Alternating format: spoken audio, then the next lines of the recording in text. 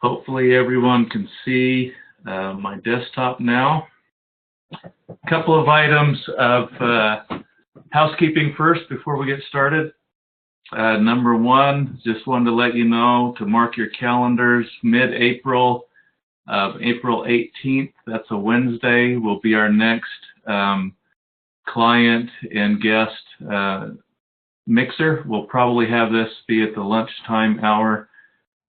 So mark your calendar and we'll get more details out to you as soon as we get those plans firmed up. Item number two of housekeeping. What we're going to go into today, the topic of today, could get very political. So my efforts will be to stay very non-political because as we get into the finances of the government, the federal government, it's easy to point fingers, but as I dig and as I learn more, the fingers can be pointing both ways when it comes to the financial situation of our federal government. And I'm taking the approach here that it's we the people, it's our government, it's our money, it's our expenses, it's our debt, it's our revenue. And so the reason I wanted to take this on as a topic today is I want to be able to view what we're doing in the federal government as though each one of us is an investor. We're shareholders in this big company called the United States of America. So it's important when you're an investor to understand the revenue, the expenses, the debt, and what's going on. And so I wanted to spend a little bit of time today. We'll probably only take about 15 to 20 minutes. We'll definitely be done in less than a half hour today. Just taking the high points of the revenue, the spending, as well as the debt. So hopefully this will be informative to everybody. And as I mentioned a minute ago before we went live, we are recording this. We will post this to our website in a few days. And I will attempt to remember to say this at the end of the webinar today, but I'm interested in hearing your feedback, number one, of what we're covering today, but also I'm interested in hearing from you what topics you would like to have us address in future educational webinars. All right, so to get started today, one of the things that's very important for us to understand before we dig into the slides that we've prepared is the difference between deficit and debt. Because when you hear the financial press and the news media talk about our government and the financial aspects, you hear deficit thrown out quite a bit and also the term debt. So deficit has to do with the budget. If you and I are in our family budget are bringing in $100 and spending $105, that's the deficit. You run a deficit long enough, you're going to build up debt.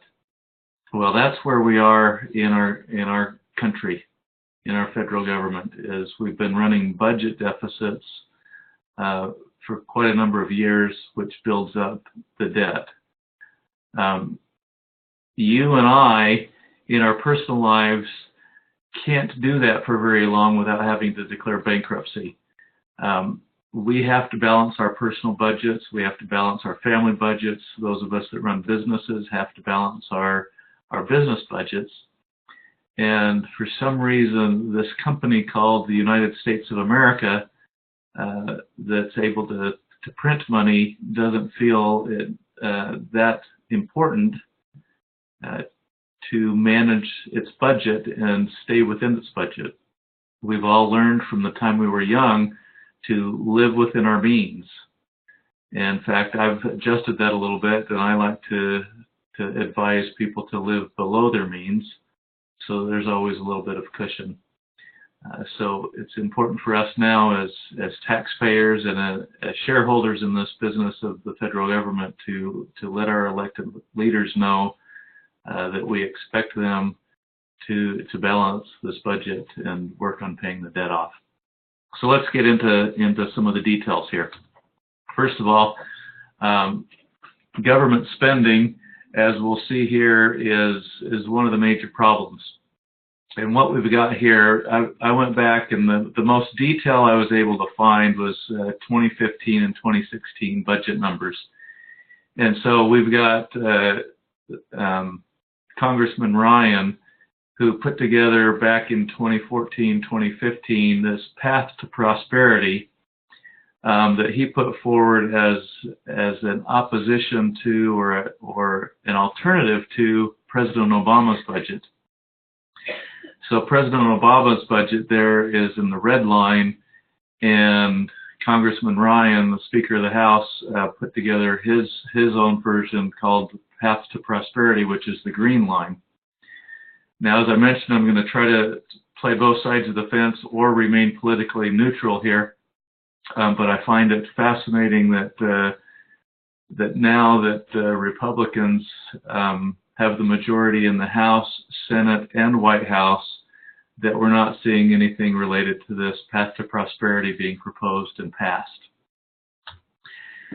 So historically is this blue line. I've already showed you the red and the green in the prior slide, but you see where we've been. This is spending as a share of the economy, and historically we've been in the 20 to 25% range for a period there in the early 2000s, late 1990s, early 2000s. We actually went below 20%, which was awesome. But then we saw quite a large spike there at about 2010. And then the path going forward will depend on how our elected leaders choose to be fiscally responsible.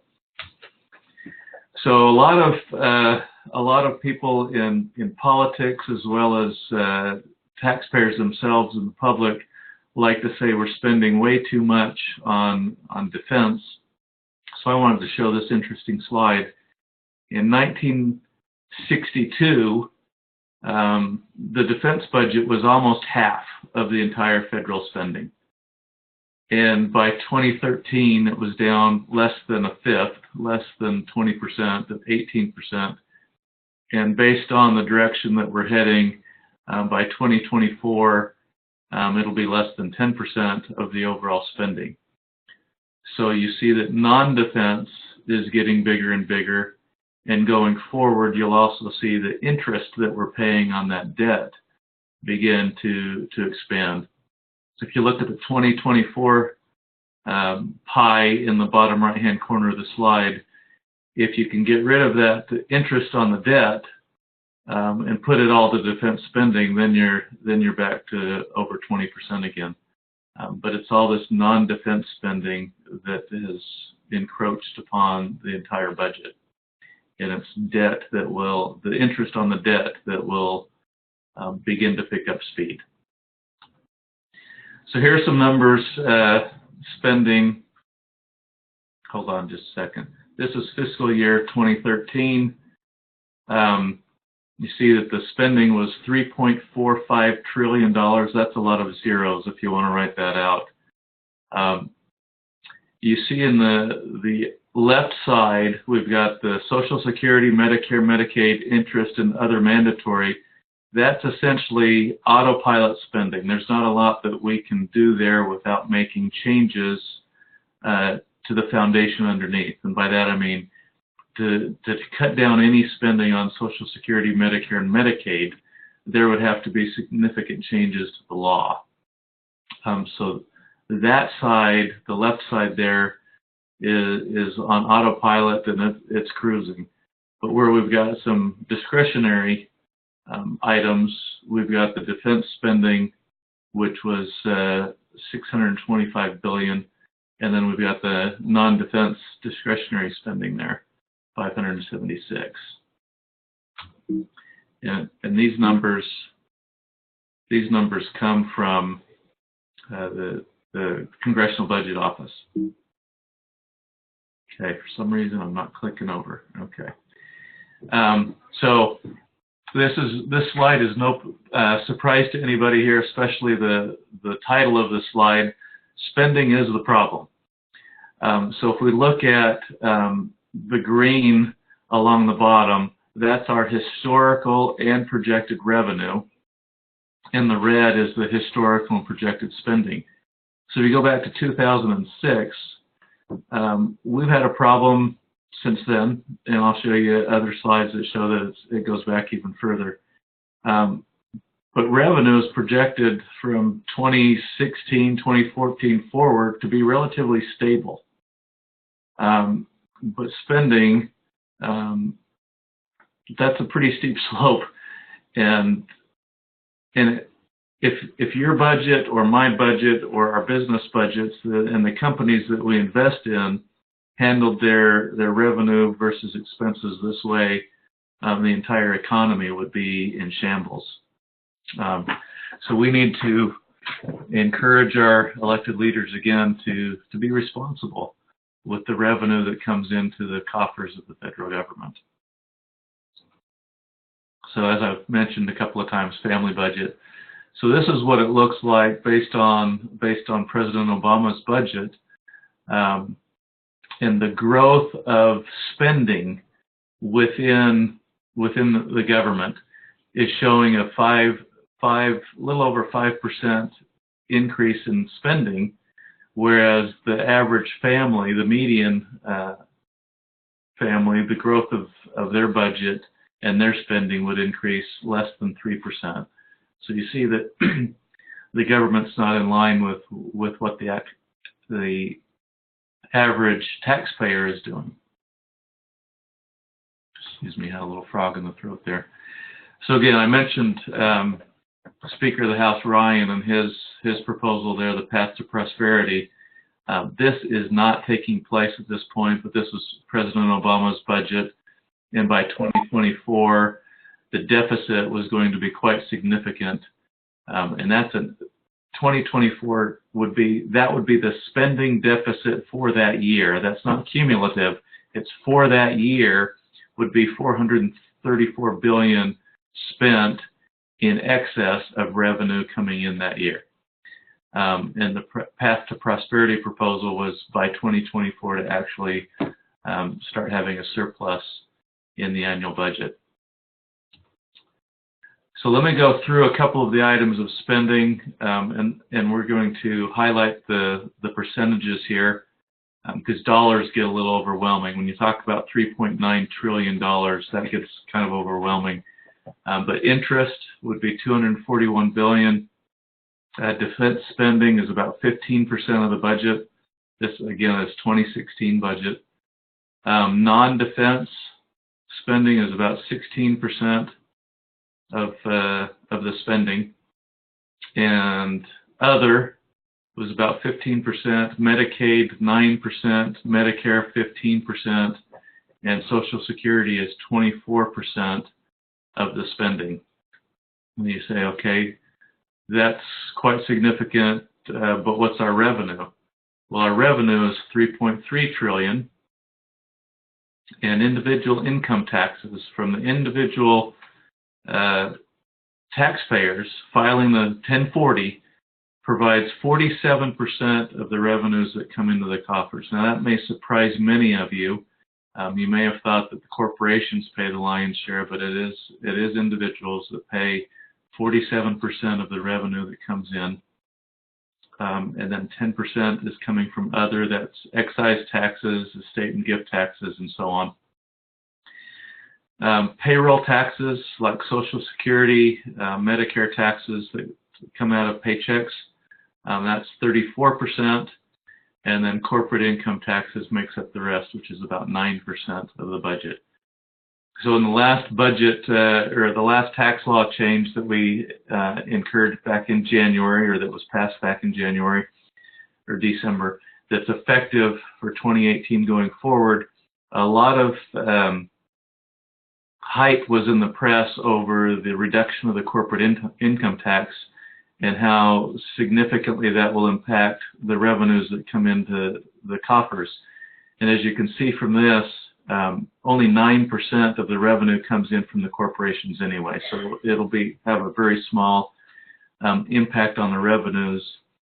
And the economists that follow this type of tax strategy are saying, and we're seeing some of it already actually, are saying that by reducing the corporate income tax, there will be some economic growth that results. And with economic growth, not only will corporate income taxes increase, even though the rates are lower, but also the individual income taxes that come into the revenue coffers will increase as well. That will remain to be seen, but that's the plan. So again, here are the deficits, and here we're going back to 1967. So if you go back to 1967, and everywhere that chart goes below zero, which is most of it, this is like the icebergs. You see a little positive peak there in the late 60s, early 70s, and then you see a positive peak there from 1997 to about 2002. Other than that, we've been spending more than we are bringing in the form of revenues and taxes. So these deficits are just revenues minus expenses, or the surplus is, again, revenues minus expenses, with revenues exceeding expenses in those very few pieces. So let's talk a little bit about revenues here. The top line there going across is individual income taxes, and we mentioned already that that's the lion's share, almost 50% of all revenue coming into the government. And then the payroll taxes come in second, and then we've got the corporate income taxes and other. And you see where we've had a couple of recessions, the 2001 recession that came as a result of the dot-com, the tech bubble that burst. And then we had that recession 2007, 2008 that ended in March of 2009. You see those highlighted there in gray, those gray bars going forward.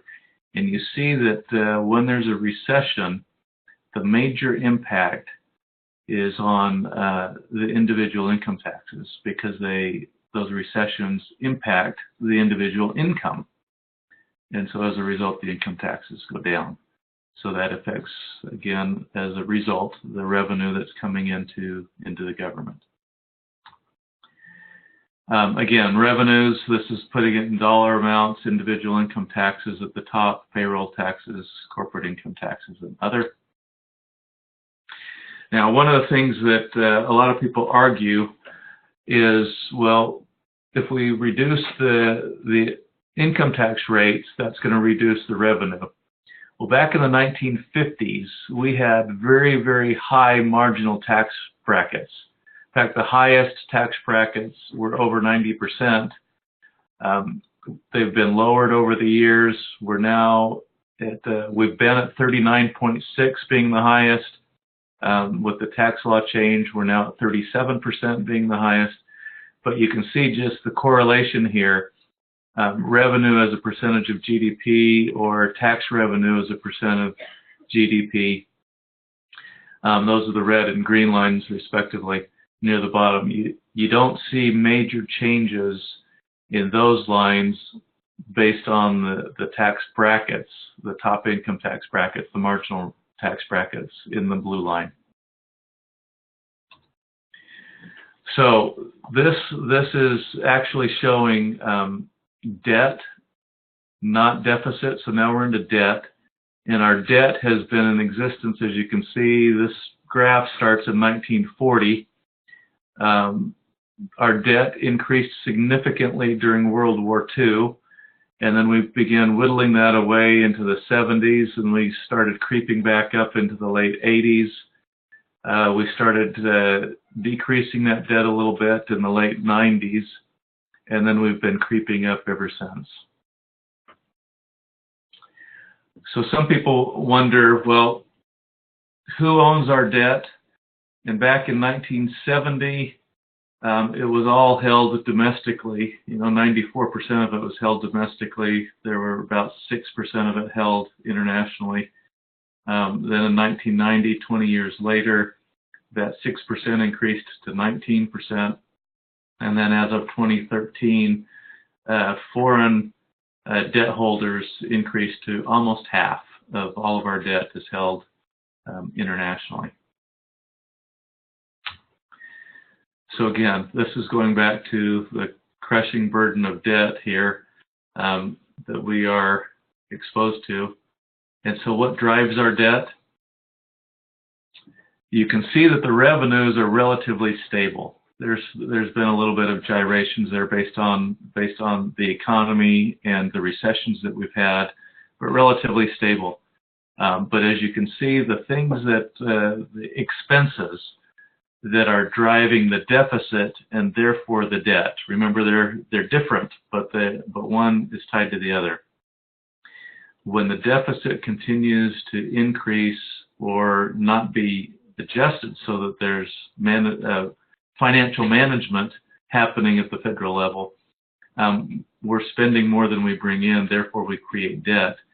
And the items that are driving most of that deficit and therefore the debt are our interest payments, Social Security, Medicare, and Medicaid and other health plans that are provided by the federal government.